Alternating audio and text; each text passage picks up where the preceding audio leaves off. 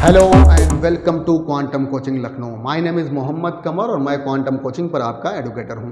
देखिए, आज हम लोग लेक्चर नंबर 6 लेकर आए हैं। वेक्टर एनालिसिस में हम लोग लेक्चर नंबर 5 तक पढ़ा दिया था। और याद करिए, लेक्चर नंबर 5 में हमने प्रोडक्ट ऑफ वेक्टर में सबसे पहले scalar product of two vector पढ़ाया था, मतलब डॉट प्रोडक्ट के बारे में आपको बताया था।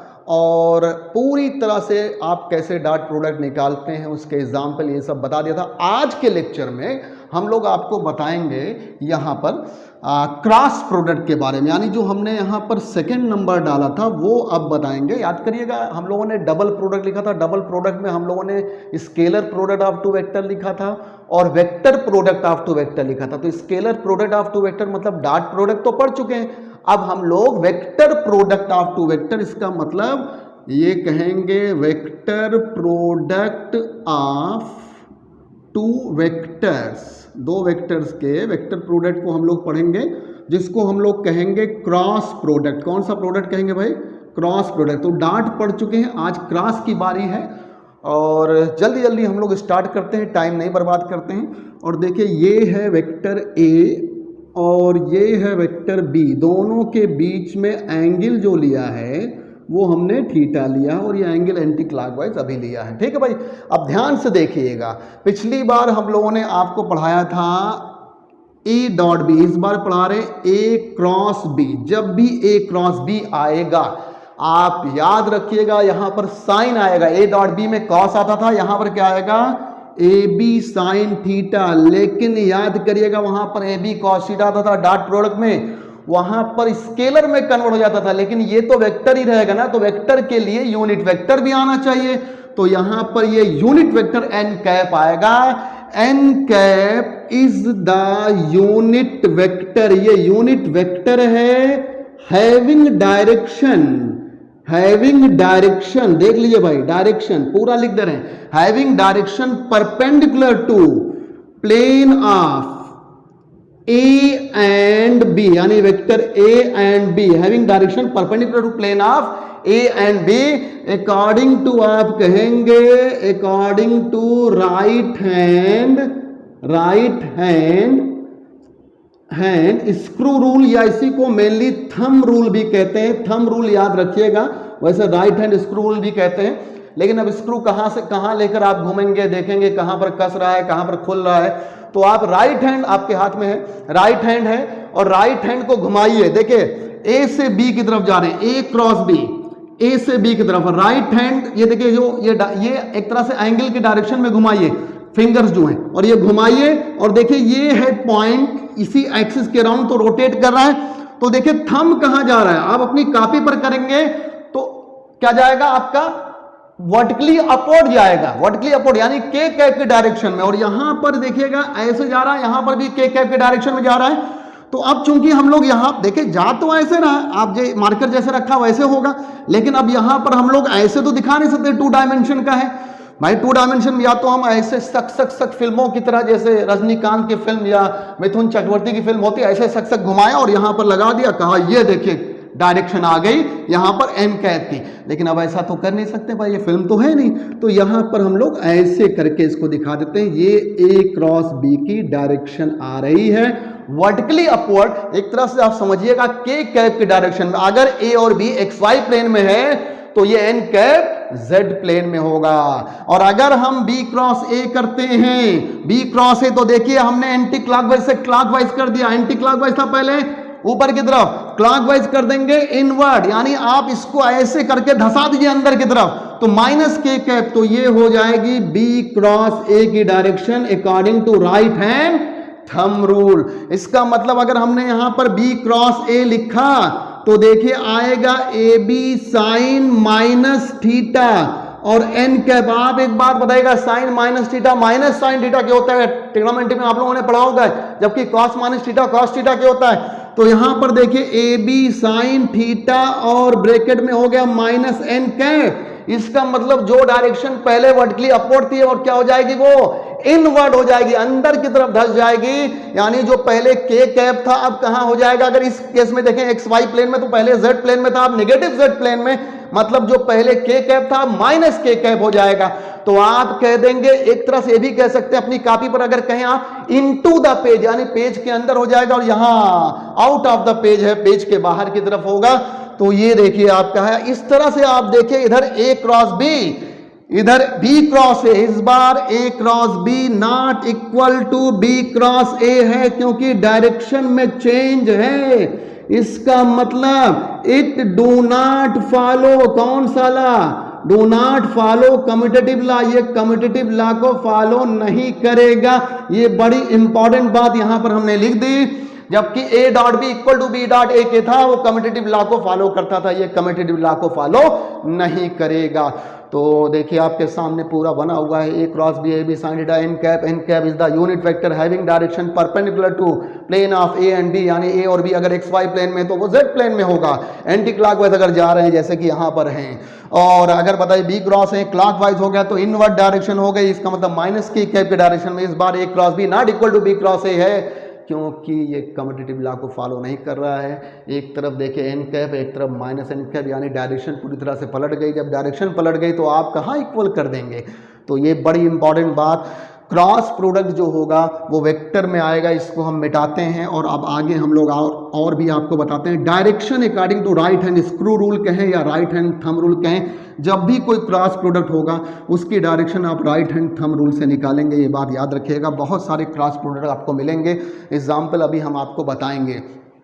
अब देखिए एक बड़ी बात आपको यहाँ बताइए, ए क्रॉस बी जो हमने देखा था वो आ गया था A B sine theta N cap. अगर हम यूनिट वेक्टर निकालना चाहते हैं, यूनिट वेक्टर, कभी मान लीजिए कोई दो वेक्टर दे दिया और आपसे कह रहा है इनका यूनिट वेक्टर निकालिए, तो आप एन कैप यहाँ से अगर निकालना चाहते हैं तो ए क्रॉस बी करेंगे और divide by mod of A cross B. Mod of A cross B आप देख रहे हैं ए बी साइन थीटा ही तो होगा। अगर हम मॉड लिखते हैं ए क्रॉस बी का तो एन कैप तो 1 हो जाएगा, इसका मतलब खाली मैग्नीट्यूड होगा, और मैग्नीट्यूड क्या होगा, ए बी साइन थीटा।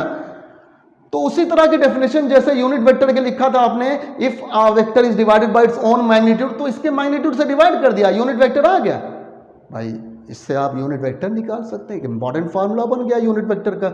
अब एक बात और आपको बताएं, यहां पर कहीं पर अगर आपने एक क्वेश्चन पहले छोटा सा आपको हम देते हैं, बड़ा अच्छा क्वेश्चन आपके लिए है, और फिर उसके बाद और बातें हम लोग यहाँ पर बताते हैं। क्रॉस प्रोडक्ट को कम से कम 2 लेक्चर लगेंगे, और आज आप पढ़ेंगे लेक्चर नंबर 6 में, और लेक्चर नंबर 7 में भी हम लोग इसको बताएंगे।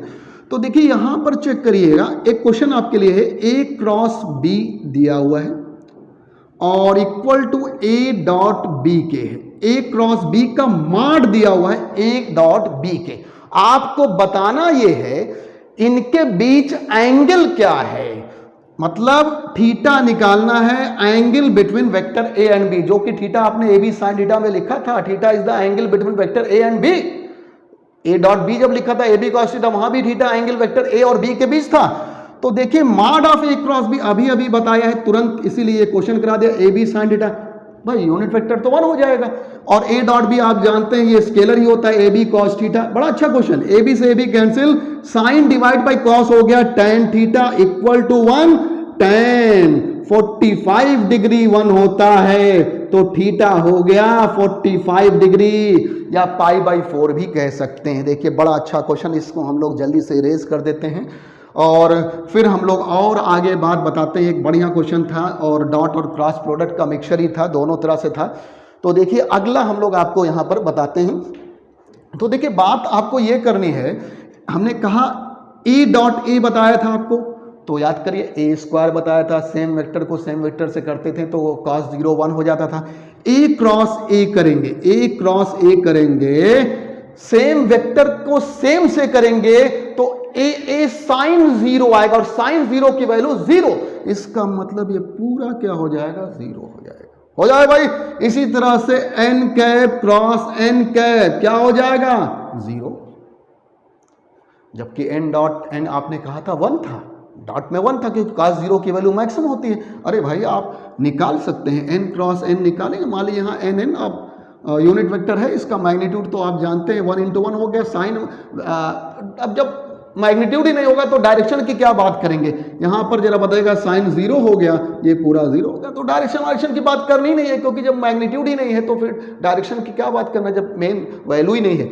अब जरा चेक करिए यहाँ पर, जैसे हम लोगों ने I क्रॉस I लिखा, J क्रॉस J लिखा, K क्रॉस K लिखा, ये सब के सब आ जाएगा 0। अब आप कहेंगे सर वहाँ पर आपने I डॉट J भी किया था, मतलब डिफरेंट से किया था, यहाँ भी करके देख लेते हैं हम लोग। मतलब कि एक यूनिट वेक्टर को, ऑर्थोगोनल यूनिट वेक्टर को दूसरे ऑर्थोगोनल यूनिट वेक्टर से हम लोग क्रॉस करके देखते हैं। आप जानते हैं orthogonal unit vector x axis के डायरेक्शन में I कैप होता है, वाई एक्सिस के डायरेक्शन में J कैप होता है, और Z एक्सिस ऐसे होता है जैसे हमने यहाँ पर ये मार्कर रखा है, लेकिन बना यहाँ पर ऐसे दे रहे हैं क्योंकि ये 3D डायग्राम नहीं है। अगर हम एंटी क्लॉकवाइज चलते हैं, एंटी क्लॉकवाइज ऑलवेज हमने आपसे बताया था कि पॉजिटिव ही आता है ज्यादातर केसेस में, तो I क्रॉस J आप करेंगे और निकाल के देखिएगा, कोई ऐसा मतलब रटना नहीं है। आप जरा चेक करिएगा I से J की तरफ कहेंगे, ये कौन सा है, ये देखिए ये जो आ रहा है मार्कर रखा है, ये K कैप ही तो है, तो I क्रॉस J क्या आ रहा है, K कैप क्या आ रहा है। अगर हम J क्रॉस K कहें, देखिए J क्रॉस K, तो J वाई एक्सिस और K Z एक्सिस बचा, तो जो अब बच गया तीसरा ऑर्थोगोनल यूनिट वेक्टर, इसका मतलब क्या हो गया, तीसरा यहां पर क्या हो गया, J क्रॉस K में I कैप। और जब हमने कहा था एंटी क्लॉकवाइज हो तो पॉजिटिव ही होता है, और पॉजिटिव होगा भी, आप देखिएगा। और यहां पर देखिए K क्रॉस I कहेंगे, K क्रॉस I, तो जाहिर सी बात अब J बचा और एंटी क्लॉकवाइज कर रहे हैं तो ऊपर की तरफ, इसका मतलब यहां पर J कैप आ गया। अगर हमने यहां पर थोड़ा सा चेंज किया, अब हमने I क्रॉस J की जगह पर J क्रॉस I कर दिया, इसका मतलब अब हमने क्लॉकवाइज कर दिया। आप देखिए, खुद देखिएगा, ये थंब आपका अंदर की तरफ जा रहा है, इसका मतलब ये माइनस K कैप दिखा रहा है, देख लिया भाई, माइनस K कैप। और अगर हमने J क्रॉस, देखिए हमने J क्रॉस I किया था, अब बताइएगा यहां पर हमने K क्रॉस J कर दिया क्लॉकवाइज, तो हो जाएगा माइनस I कैप। इसको भी पलट दीजिए, I क्रॉस K कर दीजिए, I क्रॉस K कर देंगे तो हो जाएगा माइनस J कैप। जरा देखिएगा, खुद हो जाएगा, क्योंकि आपने खुद ही बताया था A cross B equal to क्या होता है, माइनस B क्रॉस A के। तो आप जरा बताइएगा, यहां सब में माइनस आ जाएगा, यानी एंटी क्लॉकवाइज रहेंगे तो पॉजिटिव में, और क्लॉकवाइज होंगे तो देख लिए थंब नीचे इनवर्ट जा रहा है, इनवर्ट तो माइनस K कैप होता है, ऐसे ही सब माइनस माइनस में आ जाएंगे। बात समझ में आ गई। अब आपको क्रॉस प्रोडक्ट निकालना तो हम आपको अगले डे बताएंगे, लेकिन कम से कम आपको आज के केस में एग्जाम्पल तो बता दें, मतलब क्रॉस प्रोडक्ट का एग्जाम्पल, जिससे क्रॉस प्रोडक्ट का पूरा कॉन्सेप्ट आप पढ़ लें और उसके बाद क्रॉस प्रोडक्ट निकालना हम आपको अगले डे बता दें। तो चलिए हम लोग क्या करते हैं, क्रॉस प्रोडक्ट का सारा एग्जाम्पल बता देते हैं, कौन कौन से एग्जाम्पल हैं, और फिर अगले डे पर हम लोग क्रॉस प्रोडक्ट निकालना भी सिखा देंगे। बड़ा आसान मेथड होगा, निकालना सिखा देंगे।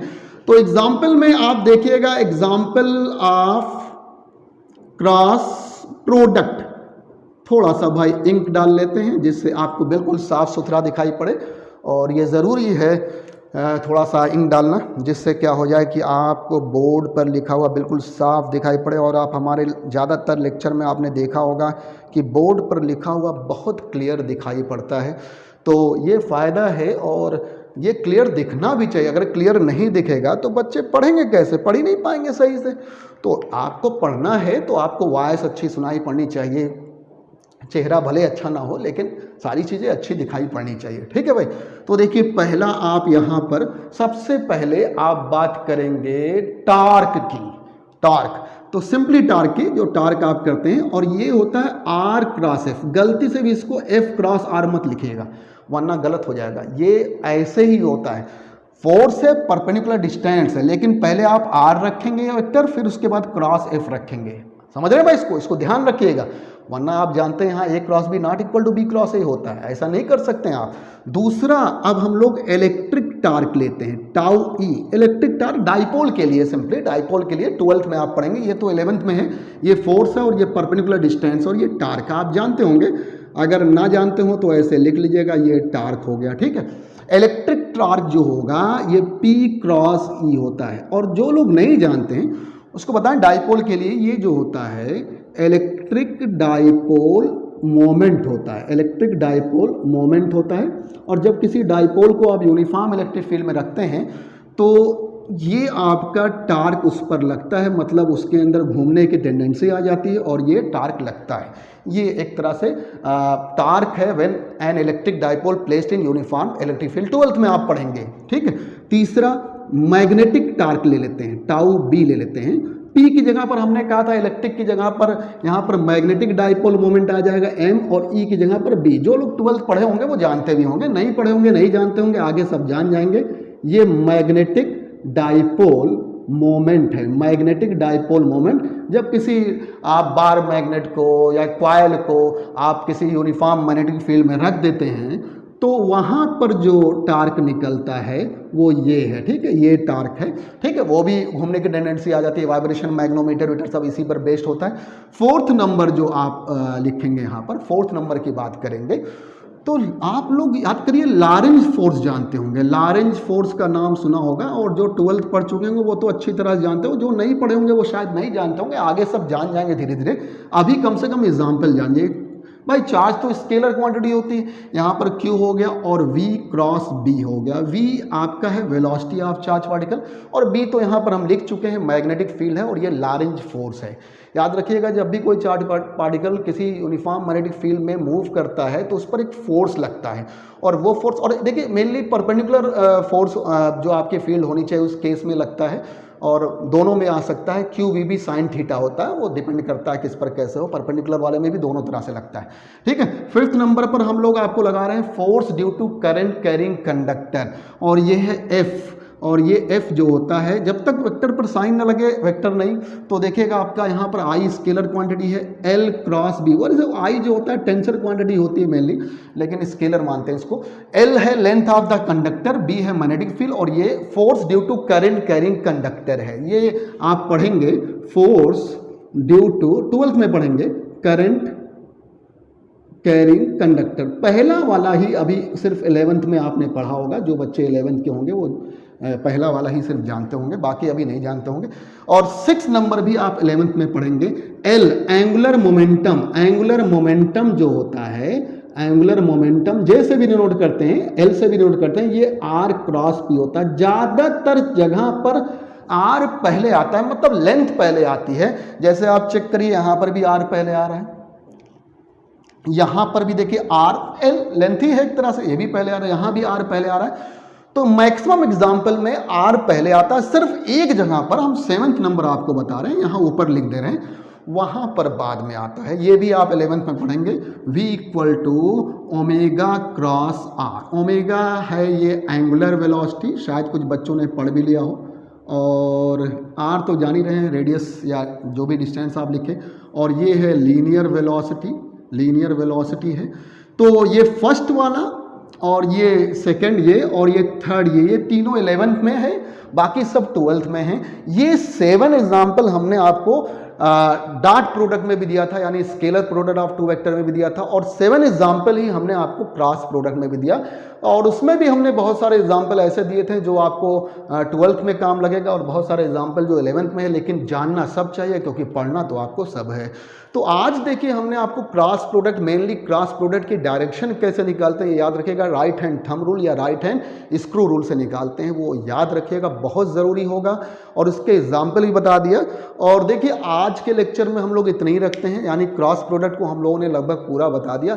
अब क्रॉस प्रोडक्ट का निकालना, जैसे डॉट तो बहुत आसान था निकालना, डॉट तो आप लोगों को पता चल गया, अब क्रॉस का निकालना भी आपको अगले डे हम लोग सिखा देंगे, कुछ एग्जाम्पल भी बता देंगे, और क्रॉस प्रोडक्ट का कुछ और एप्लीकेशन भी बता देंगे। तो अगला लेक्चर भी क्रॉस प्रोडक्ट का ही होगा, और उसके बाद कुछ और इंपॉर्टेंट टॉपिक होंगे, वेक्टर खत्म हो जाएगा, फिर हम लोग प्रोजेक्टाइल की बात करेंगे।